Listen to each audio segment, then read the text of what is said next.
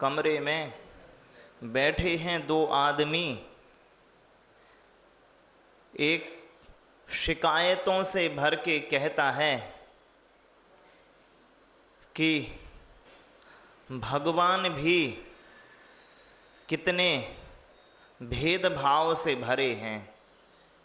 क्या? एक आदमी अपने घर के कमरे में बैठा है किसी के साथ में, तो शिकायतों से भर के कहता है कि भगवान भी कितने भेदभाव से भरे हैं। दूसरा पूछता है ये बात क्यों कर कहते हो? तो वो कहता है तुम देखते नहीं हो, अरे दो काली रातों के बीच में एक दिन आता है। दो काली रातों के बीच में एक दिन आता है। दूसरा कह रहा भैया तुम ऐसा क्यों नहीं देखते कि दो दिनों के बीच में एक काली रात आती है।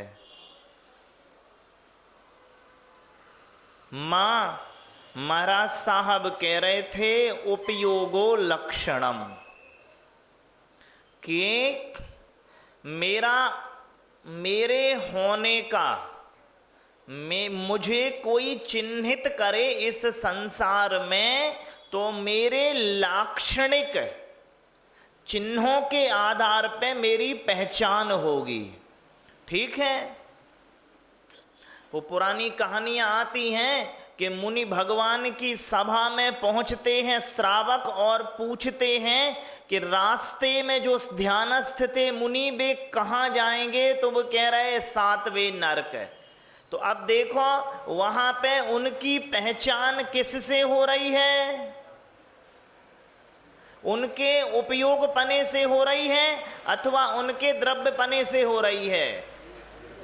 भावपना वहां प्राधान्य है उनके परिचय में अथवा द्रव्यपना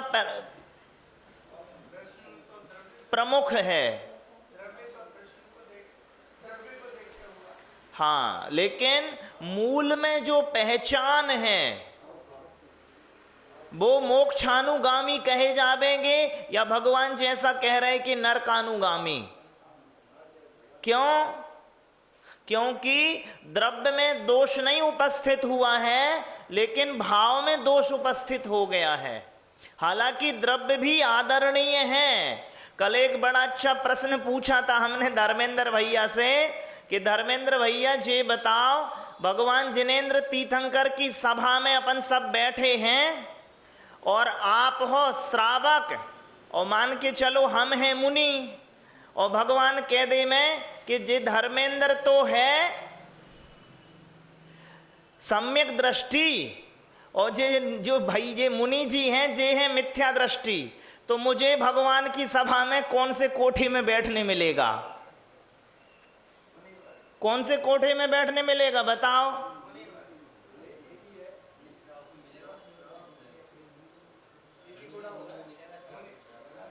हाँ, तो मुनि को मुनि का मिलेगा। भले ही भगवान क्या कह रहे हैं, अभी वे सम्यक्त से हीन हैं।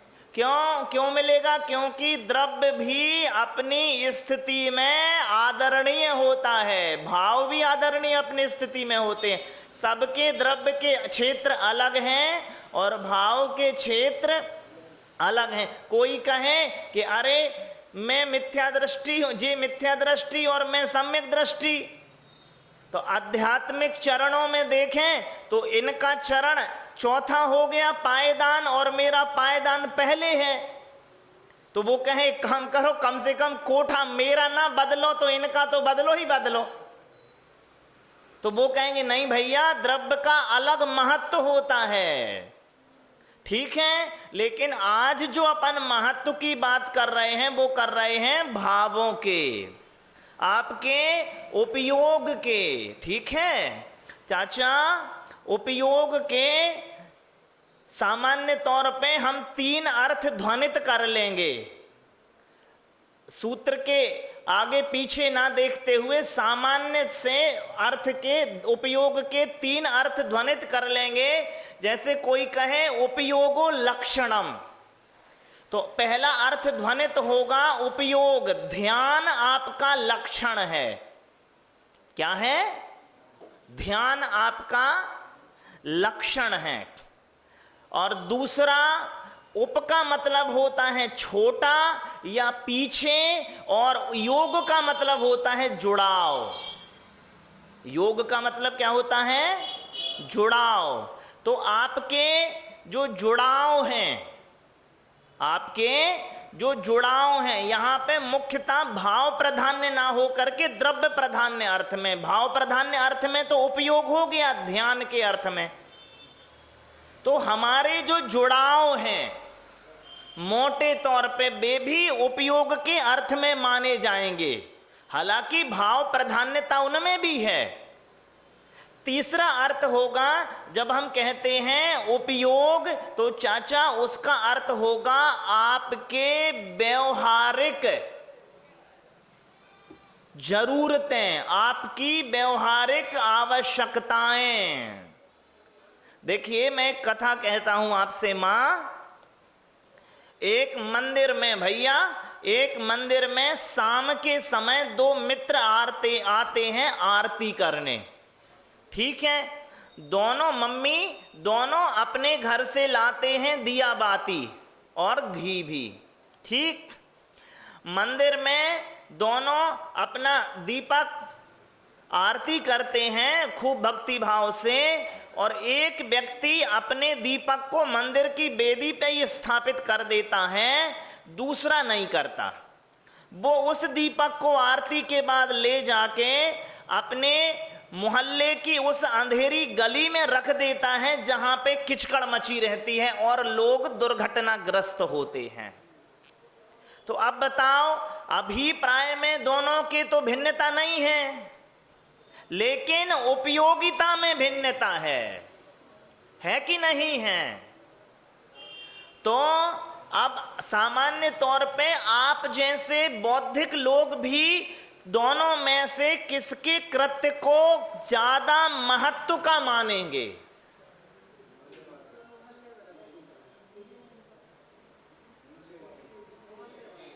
अब देखो, सब लोग अपने अपने जैविक अनुभवों के आधार पे कह रहे हैं कि कोई मंदिर वाला कह रहा है, कोई गली वाला कह रहा है। अब आप खुद ही विश्लेषण कर लियो। मेरे विश्लेषण के अनुसार तो वो ज्यादा उपयोगी है जो गली में रखता है। क्यों? क्योंकि भगवान की एक शिक्षा के आधार पे तो मंदिर में आरती आदरणीय हो जाती है, लेकिन जहां पे पहले से ही सहयोग के रूप में, पहले से ही सहयोग के रूप में और भी दीपक होंगे, और ना होंगे तो कम से कम उसके मित्र का तो है ही है वहां प्रकाशित करने के लिए। तो भगवान के जब अन्य शिक्षाओं को देखेंगे तो अन्य शिक्षा ये भी है, परस्परोपग्रहो जीवानाम, है कि नहीं है चाचा? यहां पर उपयोग को, इस परिभाषा के उपयोग को ये कथन भगवान उमा मुनि महाराज साहब उमा स्वामी का ही परिभाषित कर देगा कि परस्परोपग्रहो, कि परस्पर एक दूसरे के लिए जो हमारी उपयोगिता है वो जीवों का धर्म है कि नहीं है? तो दोनों भगवान की ही शिक्षाओं को पूरा कर रहे हैं, एक थोड़ा सा व्यवहारिक शिक्षा को आगे ले गया है। ठीक है कि नहीं है? तो अब इन तीनों परिभाषाओं को, मानसिक जुड़ाव उपयोगो लक्षणम, हमारा व्यवहारिक जुड़ाव जिसे हम कह रहे हैं योग लक्षणम, यौगिक जुड़ाव, योग में मन भी आ जाता है, लेकिन वचन और शरीर से भी जो जुड़ाव है वो भी लक्षण है हमारा। और तीसरी परिभाषा कौन सी? उपयोगो लक्षणम, कि आपकी धरातलीय उपयोगिता आपका लक्षण है। ठीक है कि नहीं है? हाँ, दूसरा इसलिए नहीं हुआ ना, दूसरा पहला उपयोग लक्षण, आपका ध्यान कहां पे जुड़ा हुआ है? आपका ध्यान आपका लक्षण है, ठीक है। तीसरे में क्या हुआ? आपका व्यवहारिक आपकी शारीरिक व्यवहारिक उपयोगिता, आपकी व्यवहारिक जरूरतें आपकी कहां जुड़ रही हैं, तो वो आपका लक्षण हुआ। दूसरे में क्या हुआ कि उपयोगो लक्षणम में यहां पे मन योग को प्राधान्य ना लेकर के वचन और शरीर योग को प्राधान्य लेना, कि आपका योग लक्षण है, आपका जो जुड़ाव है वो ही आपको परिभाषित कर रहा है कि आप कैसे हो। और हमारे जुड़ाव 3 स्तरों पे होते हैं, है कि नहीं है? जब महाराज साहब उसमें कहते हैं काय वांग मनः कर्म योगा, कि मानसिक जुड़ाव, वाचिक जुड़ाव और दैहिक जुड़ाव आपके योग हैं। तो उपयोग शब्द में परिभाषित हो गया मानसिक जुड़ाव पहली परिभाषा में, दूसरी परिभाषा में आपके वाचिक जुड़ाव और कायिक जुड़ाव हो गए, और तीसरी परिभाषा में आपकी व्यवहारिक गतिविधियां। अब देखो, जैसे पूजन कर रहे हैं 50 आदमी, बिहार में 2 नैया। तो अब यहां पे देखो, आपके दोनों के अभिप्राय अच्छे हैं, लेकिन उपयोगिता दोनों में किसकी अच्छी है? अगर भगवान ने पूजन को धर्मांग कहा हुआ है, तो क्या उन्हीं भगवान ने प्रभावना को धर्मांग नहीं कहा? बताइए। और पूजन और प्रभावना में यदि दोनों को चुनना पड़े, तो तार्किक रूप से प्रभावना ज्यादा कार्यकारी होती है। इसलिए नहीं, क्योंकि देखो, जब आप बिहार में सम्मिलित हैं तो वहां पर आपको जैविक देवता का सानिध्य मिला हुआ है, और पूजन में संलग्न जो हैं उन्हें जैविक देवता का सानिध्य नहीं मिला, ठीक है कि नहीं है? पूजन में जिनका सहयोग है, उनमें उनके द्वारा एक परिसर विशेष में ही भगवान के धर्म का प्रचारण हो रहा है। लेकिन जो बिहार में सम्मिलित हैं, उनके द्वारा सीमातीत, ठीक है कि नहीं है? तीसरी बात, जो पूजन के समय उपस्थित होंगे, भगवान जिनेंद्र उनके सम्यक दर्शन के ही निमित्त बनेंगे। लेकिन मुनि महाराज साहब अगर 15 किलोमीटर चल के आए हैं तो पता नहीं, क्योंकि यहां पे तुम आओगे तो निमित्त बनेंगे, और यहां पे 15 किलोमीटर में जहां जहां से जे निकल जाएंगे उन सब के निमित्त बन जाएंगे। चौथी बात, चाचा, मंदिर में पशुओं का प्रवेश निषिद्ध है, तो उनके सम्यक दर्शन के उपाय तो भगवान जिनेंद्र के द्वारा रहे ही नहीं। लेकिन जाति स्मरण के रूप में कौन कार्यकारी हो जाएंगे? मुनि महाराज जी कार्यकारी हो जाएंगे, है कि नहीं है? और बेक सामान्य, देखो माँ, चाचा, डॉक्टर चाचा को अच्छे से, ये सामान्य मनोविज्ञान है कि भीड़ दबाव बनाती है कि नहीं है? तो जब मुनि महाराज जी के साथ में प्रभावना के स्वरूप 50 आदमी हैं, तो ऐसा सामान्य जो जिन धर्मी नहीं हैं, उन पे एक मानसिक दबाव तैयार हो जाता है तुरंत, ठीक है कि नहीं है?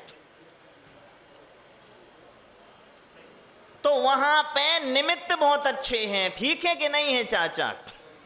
और एक और बात है, नीति शास्त्र में कहते हैं कि पंचम काल में बल ही शक्ति है। 26 जनवरी पे जैसे निकालते नहीं है कि ब्रह्मोस्त्र की परेड निकाल दो, राफेल निकाल दो, वो अपने लोगों को थोड़ा ही दिखाते हैं कि हम इसलिए, वो दूसरे जो वॉच कर रहे हैं आपको इंटरनेशनल मीडिया के माध्यम से कि भैया अब थोड़ी इन पे अपन जो चिल्ला चोट करते तो अब इन पे कम करो। तो जब आप 50-100 लोग इकट्ठे चलेंगे तो बे लोग जो उठाना भी चाह रहे होंगे वे भी सोचेंगे काम करो, बाद में उठाएंगे जब एक आध अकेले मिलेंगे तो, ठीक है कि नहीं है। तो उपयोग और अभिप्राय, तो मां उपयोग को लक्षण कहा हुआ है हमारा महाराज साहब ने, ठीक है कि नहीं है।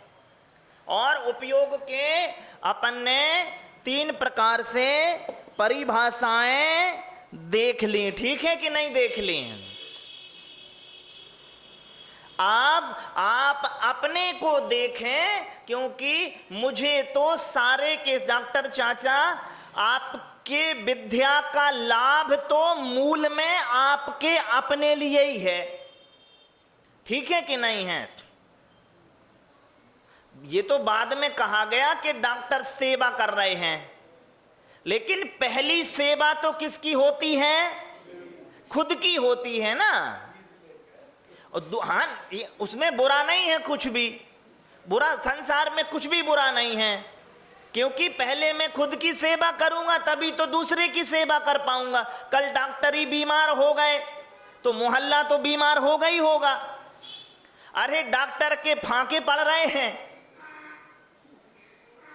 कहेंगे एक गांव में चाचा, एक गांव में मां सुनो, गुप्त प्रधान ने दावा कर रखा था कि हमारे गांव में सब लोग हष्टपुष्ट हैं तो राष्ट्रपति पुरस्कार हमारे गांव को मिले, क्योंकि गांव वाले बहुत स्वस्थ हैं, सालों से बीमार नहीं भय। वो थाना जो पुराना हतो अब वो भी बंद कर दो, सरकार ने कहा है कि केस ही नहीं आ रहा है। तो एक सरकार की तरफ से एक दल उस गांव का निरीक्षण करने गया कि इतनी स्वस्थ अच्छा है, समृद्धि अच्छी है और शांति है उस गांव में कि नहीं है। तो उस दल ने देखा कि पूरे गांव में लोग हष्ट-पुष्ट, खली समझ लो। और जैसा ही वे निरीक्षण करके निकल रहे थे तो उन्हें देखा एक भयंकर मरियल सा आदमी चला आ रहा। तो वे कहने लगे भैया तुम कह रहे थे सब गांव में हष्ट पुष्ट हैं, तो ये कौन है? कह रहे जी हमारे गांव का डॉक्टर है। अरे कोई बीमारी नहीं होता है तो इसके यहाँ तो फांका पड़ेगा ही, ठीक है कि नहीं। तो मां अपने उपयोग को पहले तो अपने समृद्धि में लगाओ, क्योंकि देखिए बड़े महाराज साहब का एक वचन है, विद्यासागर जी महाराज साहब का, जो सुनो, जो स्व उपकारी है वो ही परोपकारी है। क्या मां? जो स्व उपकारी है वो ही डॉक्टर चाचा परोपकारी है। तो जो अपना उपयोग चाहे ध्यानात्मक हो या यौगिक हो या व्यवहारिक हो, वे तो जिनके उपयोग बेहतर हैं तो वे उनके बेहतर लाक्षणिक चिन्ह हैं पहचान के। फिर मुनि महाराज साहब लोग भी सामान्य तौर पे लोग मुनि महाराज भेदभाव बहुत करते, काहे? अरे उनको तो आगे आगे बढ़ाते रहते हैं, प्रवचन में नाम भी ले लेते हैं, इधर देखते भी नहीं। अरे भैया निगाह में वही बनता है जो आता है। अरे उनके कम महाराज श्री बे आए तो तुरंत महाराज जी बातें करने लगते, इधर पूछते ही नहीं। तो महाराज को लगत है कि तुम कोनो दूसरे गांव से ते रिश्तेदारी में आए हो, क्या तुम दिखता ही महीना में एक बार हो, तो महाराज यही समझा तो हो सकता है कोनो दूसरे गांव से रिश्तेदारी में आते होंगे जी, है कि नहीं है चाचा? तो हम देखो एक और आखिरी बात बताएं। एक महात्मा एक गांव में गए, एक महात्मा एक गांव में गए, तो सज्जनों का गांव था, भयंकर सज्जन थे उस गांव में। तो महात्मा की उनने खूब सेवा करी और विदा होते समय महात्मा कह रहे कि तुम्हारा गांव बिखर जावे। और शिष्य जो हतो वो तो कहने लगो कितना दुष्ट आदमी है रे जी, हफ्ता तक तो सेवा लाई इनकी बढ़िया बड़ी और कह रहे तुम्हारा गांव बिखर जावे। और अगले गांव में गए, वो महादुष्टों को गांव, तो उन्हें भी सेवा करी अपने अनुसार। और महात्मा कह रहे तुम्हारा गांव सदा बसो रहे। वो कहने लगे शिष्य वो बर्दाश्त नहीं हुआ, कहने लगे महाराज जी बताओ तुम उल्टो आशीर्वाद काहे को दे आए?